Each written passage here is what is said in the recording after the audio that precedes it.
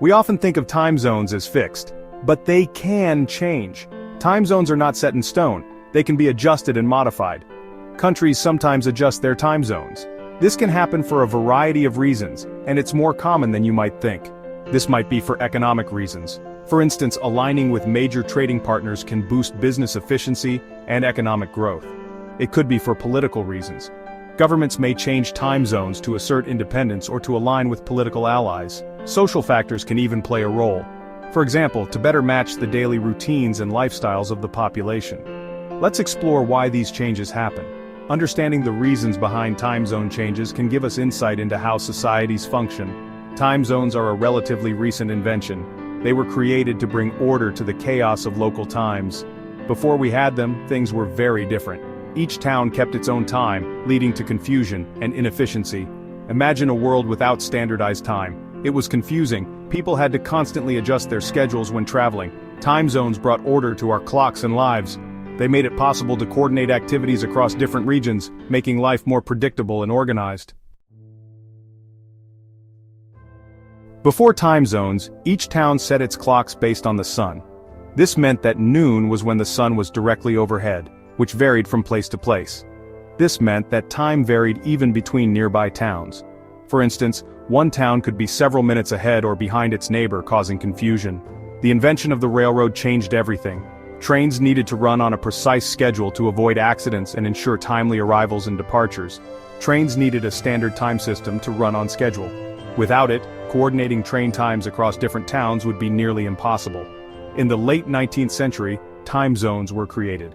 This system divided the world into regions where the same standard time was used. The world was divided into 24 zones, each roughly 15 degrees of longitude apart. This division was based on the Earth's rotation, ensuring consistency. This system, based on the Earth's rotation, made travel and communication much easier. It allowed for a unified understanding of time across different regions. Today we use Coordinated Universal Time, or UTC, as the global standard. UTC helps synchronize time across the world, from international flights to internet servers.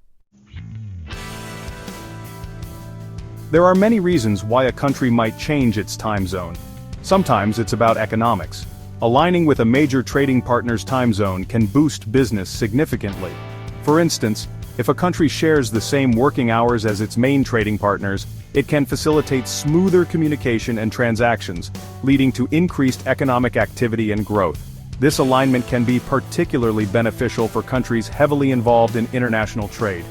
By synchronizing their clocks, they can ensure that their business hours overlap with those of their partners, making it easier to conduct real-time negotiations and manage supply chains efficiently. Samoa did this in 2011, moving across the international date line to be closer in time to Australia and New Zealand. This shift allowed Samoa to enhance its economic ties with these larger economies, fostering better trade relationships and tourism. Political reasons can also be a factor. A country might change its time zone to assert its sovereignty or to make a political statement. This can be a way to distinguish itself from neighboring countries or former colonial powers. North Korea created its own time zone, Pyongyang time, in 2015. This move was a symbolic gesture to mark its independence from South Korea and Japan, reflecting its desire to establish a unique national identity. By setting its own time, North Korea aimed to reinforce its political stance and emphasize its separation from its neighbors.